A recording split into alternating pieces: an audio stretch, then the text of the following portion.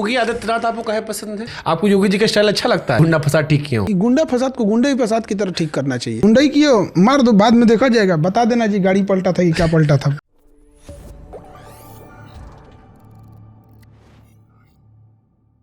योगी आदित्यनाथ आपको काहे पसंद है? हम कई बार आपके भाषणों में सुने कि ये चाइना बन जाए तो चाइना ठीक कर देंगे, ये हो जाए तो ये कर देंगे। आपको योगी जी का स्टाइल अच्छा लगता है जो ये गुंडा फसाद ठीक किया हूँ? गुंडा फसाद को गुंडे फसाद की तरह ठीक करना चाहिए। ये आरती उतारने वाला चीज़ नहीं है यहाँ पे। गुंडा ही किया मार दो, बाद में देखा जाएगा। बता देना जी गाड़ी पलटा था कि क्या पलटा था। बता देना, पहले इलाज हो जाएगा। कौन इंजेक्शन दिया था, टैबलेट इंजेक्शन बता देना है, खत्म कहानी। तो इस पे भी कई लोग कहते हैं ह्यूमन राइट वाइट जो चलता रहता है सब। कहियो ह्यूमन राइट वालों को ना ही जिस दिन वो पकड़े जाएंगे वो भी कहेंगे बाबा बचा लो। इस सब मामले में बाबा एकदम सही है, नो डाउट। यहाँ एकदम अपराधी मुक्त होना चाहिए। कोई भी जगह अपराध कहीं से एक्सेप्टेबल नहीं चाहिए, किसी जाति किसी धर्म का हो। बिहार की 5 बड़ी समस्याएं क्या है आपके हिसाब से? एक तो बाढ़ आज ले कोनो से कंट्रोल नहीं हुआ। ई बैल सबको आज ले बाढ़ कंट्रोल नहीं हुआ। पहले बताओ, ये असम और बिहार में हर साल बाढ़ काहे आती है? आजादी लाया जाता है बाढ़। देखिए आपको पता था, पैसा कमाने के लिए। उसको पता 1000 करोड़ का बजट निकालेंगे, 100-200 करोड़ बांटेंगे, 800 करोड़ का हो गया, केक कटेगा, सब में बटेगा। अगर हम बता रहे हैं ना कि वहाँ के लोग भी वही हैं। आप अपने यहाँ, हम लोग कहते हैं ना कि उस सीमांचल जो बाढ़ वाला एरिया है, कि वहाँ आप किसी नेता को घुसने ही मत दोगे। जब तक बाढ़ है तुमको घुसने नहीं देंगे। यहाँ पे घुसने ही मत दे, एकदम पूरा बाइकआउट कर देना चाहिए यहाँ पे। दूसरा, वहाँ पे एक बड़ी समस्या है, लोगों के पास पूंजी नहीं है, पैसे का अभाव है। पैसे का जब अभाव रहेगा तो आप बिजनेस नहीं कर पाएंगे। इतना पैसे का अभाव है कि 10,000 12,000 के लिए मुंबई दिल्ली जाते हैं। हाँ, 10,000, अरे 10,000 में तो खुश रहते हैं, 10-12,000 में। तो एक पैसा बहुत अभाव है, तो क्या कर पाएंगे? अब जब पैसा नहीं रहेगा तो उस हिसाब से एजुकेशन नहीं मिलेगा। एजुकेशन नहीं मिलेगा तो आपके अंदर कॉन्फिडेंस नहीं आएगा। कॉन्फिडेंस नहीं आएगा तो कोई हो, जैसे मैडम आई थी, वो कहेगी तो इन लोग को बात करने नहीं बुझाता। अरे भाई, अमीर बहुत गरीबी देखा है इंसान, उसने इतना ज़्यादा गरीबी देख लिया कि एयरपोर्ट पे जाने के बाद साफ सफाई देखने के बाद आदमी को अजीब लगने लगेगा। तो कहेगा कि गंवार नहीं भाई, गरीब आदमी है। तुम भी पहली बार एयरपोर्ट पे आए होगे तो ऐसे ही हुआ होगा। आते जाते तुम्हें कॉन्फिडेंस हो गया कि ये बोर्डिंग गेट है और यहाँ लगेज ड्रॉप करना होता है। वो इंसान उस हिसाब से जी रहा है वहाँ। तो पूंजी वगैरह भी बहुत कमी है। क्राइम जो है वो बहुत भयानक लेवल पे है। और दूसरा क्या है ना कि सजा कितना दुश्मनी लेंगे नहीं, बोलते बड़ी ज़्यादा है। मतलब एक तमाचा मारना रहेगा तो 25 गो आएगा, सब धुआं कर देंगे। कौन है यहाँ पे? 1-2 तमाचा मार के चल जाएगा, और फिर ई जाएगा तो उसको मारेगा। भाई इतना हल्ला काहे कर रहा है? अरे आप क्या तो अस्पताल में को दिखाने हो कूट देते हैं, आजकल बड़ा खबर वायरल हो रहा है। अस्पताल मतलब अस्पताल जो PMCH कहाँ, बड़ा रोज हर दिन तो हर चौथे दिन खबर पढ़ते रहते हैं हम। अच्छा, PM से पाप, उसमें आप एक बार इलाज कराने चले जाइएगा ना तो आपका हिम्मत कांप जाएगा। हम जमीन पे लेटे हुए आदमी को देखे हैं और उस पे उसका अटेंडेंट ऐसे पानी लेके चढ़ा था, उसको पानी चढ़ रहा। अरे हम खबर पढ़े चूहा नाखून खा गया भाई, हमारा दिमाग खुद खराब हुआ, हम कैसा। अच्छा, चूहा नाखून खा गया ना तो एक बार हमको ये भी नहीं समझ में आता है, जिसका मरीज था उसका अटेंडेंट वह कहाँ गया था? ये भी तो देखिए। अरे हो सकता बहुत। तो ये बताइए, एक मरीज पे एक डॉक्टर तो नहीं ना खड़ा रहेगा, उसका मरीज का साथ जो आता है उसको भी तो थोड़ा ध्यान रखना चाहिए। और आपने सोया होगा, इंजेक्शन लगा। अच्छा, हाँ ये भी बात है। वो तो बेचारा मरीज है, उसको क्या समझ में, उसको इंजेक्शन लगाया होगा, वो सोया होगा, बगल वाला खर्राटा ले रहा होगा। जैसे हमारे आपके घर में कोई बीमार पड़ जाए तो अब हम लोग क्या ऐसे छोड़ देंगे लोग? लेकिन अगर बिस्तर हो, बेड हो तो ठीक है। अगर भुइयां बिछा के पड़ा है कि उन्होंने, हाँ ये हो सकता है कि जमीन उमीन पे बिछा के कहीं सोया होगा। रेलवे स्टेशन अस्पताल में तो मोटा मोटा चूहा भी, बहुत तंदुरुस्त चूहा होते हैं, सर काट लिया होगा यहाँ पे, क्या कहिएगा। तो बहुत ही सबकी समस्या है। और एक और भी खराबी है ना कि आप वहाँ किसी एक आदमी का पूरा नाम बताइएगा, बता देगा कि किसको वोट देगा ये।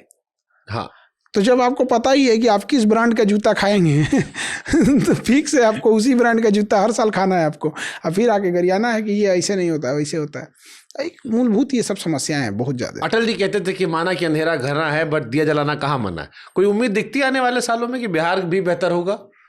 फिर अगेन बिहार नहीं, बिहारी को बेहतर बनाने की जरूरत है। और सबसे पहले अपनी पूंजी के दम पे अपने खड़ा होने के लिए। बिहारी तो इतना सारा IAS PCS अधिकारी निकल रहा है, बिहारी तो बेहतर हो ही रहा है। आप तो ऐसे कर रहे हैं जैसे बिजनेसमैन होता है, नौकरी करने वाला केवल अपने के लिए काम करता है, बिजनेसमैन ही दूसरे को देता है। एक बिजनेसमैन 10 लोगों को रोजगार देता है, अगर छोटको बिजनेसमैन है तब। तो बिजनेसमैन आता है तो उसका TV खोल लेते हैं सब। तो ये तो लॉ एंड ऑर्डर की ज़रूरत है वहाँ पे। कोई जैसे अभी हम आपको बताते हैं, अगर हमको किसी को नोएडा में यूनिवर्सिटी खोलनी है तो नोएडा यूनिवर्सिटी अगर खोलना है ना, 1 महीने के अंदर गवर्नमेंट आपको ज़मीन उमीन अलॉट करके दे देगी। आराम से मिल जाएगा आपको, कोई झमेला नहीं। उस पर भी आपको लीज दे देगी कि जो बचा हुआ पूंजी आप यूनिवर्सिटीज़ के डेवलपमेंट में लगाइए। हम आपको कहते हैं 5 साल तक पैर घिस के रगड़ दीजिए, वहाँ नहीं मिलने वाला है बिहार में। नहीं देगा कोई, गवर्नमेंट के पास है ही नहीं है, देगी भी नहीं गवर्नमेंट। और दूसरा जो मिलेगा वो विवादित मिलेगा। तो कोई कंपनी वाला आता है पैसे, हम तो एक बिजनेसमैन को जानते थे, कोई इन्वेस्टमेंट करने के उद्देश्य से आया था और 6 महीना तक बड़ी घूमा और उसका चला गया। कहा कि जहाँ जा रहे हैं वो पूछ रहा है कि हमको कितना मिलेगा, हमको कितना मिलेगा। भैया ये भी शुरुआत में ये हाल है तो हम क्या करेंगे। आपने सपोज कीजिए आप एक कंपनी खोल दी है, फैक्ट्री खोल दी है, तब छोटा सा में तो फैक्ट्री खोलेंगे नहीं। अब वो जो बाउंड्री कराना है ना, आप नहीं करा सकते अपने से। उस एरिया का एक फिक्स होगा कि ये एरिया का ठेका यही लेते हैं। अब जो ईंटा बाहर 10 रुपये मिल रहा है ना, आप वहाँ 15 रुपये में खरीदेंगे। जो टाइल्स बाहर 400 का मिल रहा है, आपको उससे टाइल्स खरीदना है, वो 700 में देगा आपको, फिक्स है। तो इसे करते करते सब वहाँ से भागने लगे। और ये चीज़ें है ना, बड़ा इंसान कुछ बोल नहीं पाता है, वो चुपके से अपना रास्ता लेके निकल जाता है। तो इस सबको पता है, सब इस सिस्टम का हिस्सा बदलता का है नहीं, सबको मजा मिल रहा है, इसलिए कोई नहीं, सब में बट रहा है। और पब्लिक उसी हिसाब से, जब तक पब्लिक नहीं बदलेंगे, सोचिए वहाँ देवर भाभी का अश्लील गाना मिलियन में जाके रिकॉर्ड बना देता है। हाँ, मतलब बिहार का इमेज होगा ढोंडी चाटना। यही सब चीज़ तो रह गया है यहाँ पे, बेशर्मी हो गई है ये चीज़ें। इस पे सरकार सेंसर बोर्ड ये सब नहीं लगा पाई है। तो कितना शर्म की बात है कि अश्लील गाने ट्रेंडिंग पे चले जा रहे हैं, नंबर 1 चलते सारे, नंबर 1 चले जा रहे हैं। तो ये हो गया। एक सिंगर से हम मिले तो उसने वो अश्लील गाने गाता था, तो इत्तेफाक से कहीं ऐसे मुलाकात हो गई किसी पार्टी फंक्शन में, वो भी आया हुआ था। तो हम कहे क्या है, तो कहे खान सर अगर हम लोग सब गाना गाने लगे तो कोई सुनबे नहीं करेगा। हम कहे इसका अलग रोना है भाई, तो हम ही को समझा रहा है। हम कहेंगे भाई अब क्या करें, हम करेंगे हम सब गाना गाए हैं और लगा दिखाने कि देखिए इसको कितना लोग देखे हैं, इसको कितना देखे। 2-4-10% का अंतर रहता तो समझ में आता, उसको कोई देखबे नहीं किया। तो मतलब हमने गिरने को उत्थान मान लिया है। हाँ, यही सही कहानी है। अच्छा, बिहार में जातिवाद में आपको लगता है कब वो खत्म होगा? जात पात खत्म क्यों नहीं हो जाएगा? एजुकेशन अभी देखे क्या है ना, जो समाज में ना जो एक 20-25% लोग होते हैं वो हमेशा प्रोग्रेसिव सोच के होते हैं, बट उनकी जनसंख्या बड़ा धीमी गति से बढ़ रही होती है। और समाज में जो रूढ़िवादी सोच के लोग होते हैं ना, उनकी संख्या एक तो पहले से ज़्यादा है और उनकी संख्या भी बड़ी बढ़ रही होती है। और समाज में वही चारों ओर ज़्यादा देखने को मिल जाते हैं। तो ऐसा लगता है ये समाज ही नहीं बदल रहा है, बट धीरे धीरे समाज वहाँ भी बदल रहा है। मैं बिहार में कई नेताओं का मैंने पॉडकास्ट किया, तो उसमें एक बीच में डेटा आया था कि बिहार में 1200-1300 परिवार है जिनके परिवार के लोग ही 70-80-90% बिहार में सांसद, मंत्री, उप मुख्यमंत्री बनते जा रहे हैं। ये पूरे इंडिया की बात यही है। यूपी में भी तो वही है कि वो डायनेस्टी चलती आती है। तो कोई जरूरी नहीं कि केवल आप बिहार को ही बोलिएगा।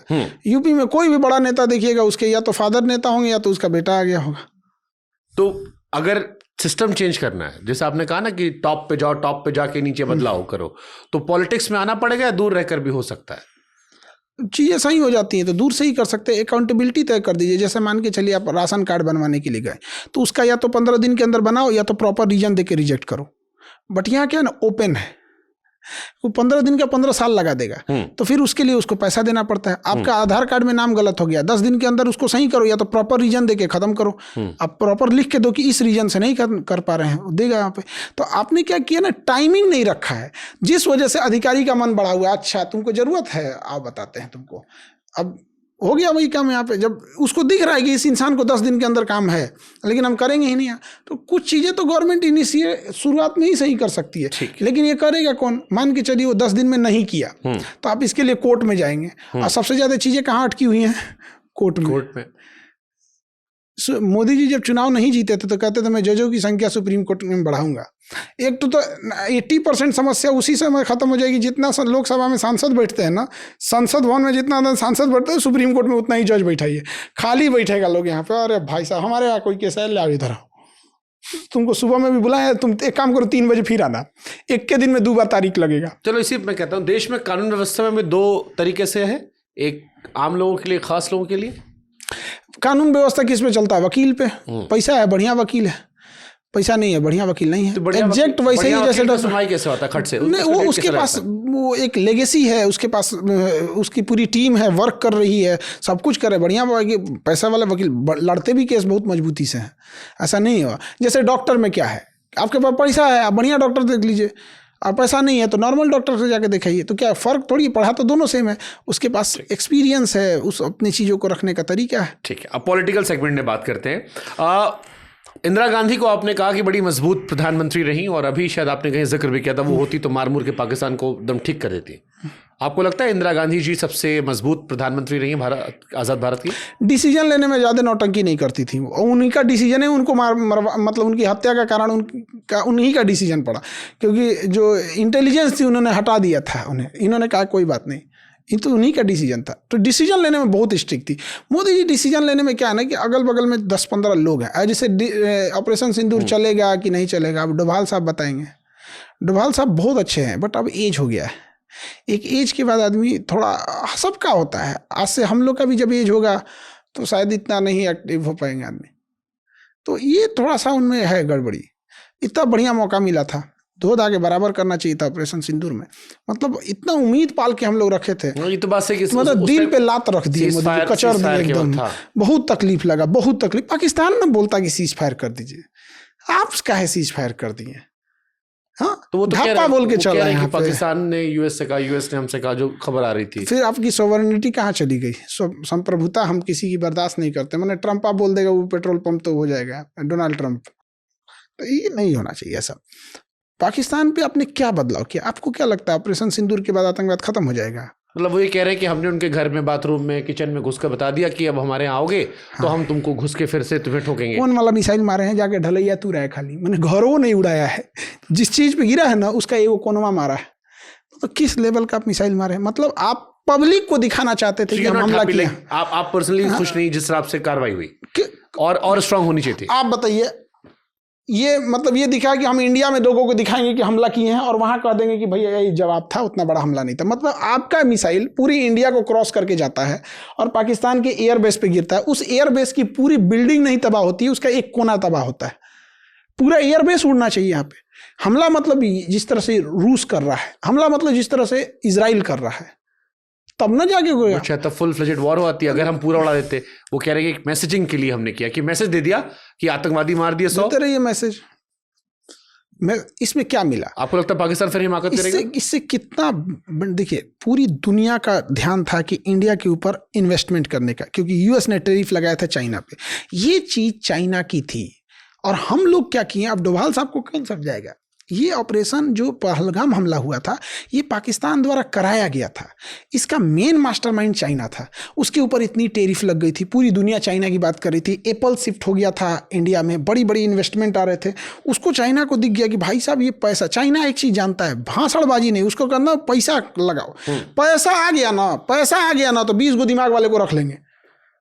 अब पैसा नहीं है ना तो अपनो दिमाग काम नहीं करेगा। सही बात है। तो चाइना का सीधा सिंपल है, हम लोग भाषणबाजी की, सस्टेनेबल डेवलपमेंट, तो एजुकेशन, तो ये तो इसके लिए भाषणबाजी रहने दो। यहाँ पे पैसा रहेगा, अपना फर्स्ट क्लास सेक्रेटरी रख लेना। यहाँ पे प्रधानमंत्री के पास पावर है, पैसा है, बड़े बड़े IAS अधिकारी एक्सपीरियंस लेके उनके पीछे रहते हैं, यहाँ पे काम कर रहे होते हैं। यहाँ पे चाइना ने यही काम कर दिया। चाइना का ड्रोन टेस्ट हो गया, चाइना का मिसाइल टेस्ट हो गया, चाइना का रडार टेस्ट हो गया, और चाइना ने यह भी टेस्ट हो गया कि भारत जब हमला करेगा तो किस तरह की मिसाइल और किस तरह का एयरफोर्स लेके आएगा।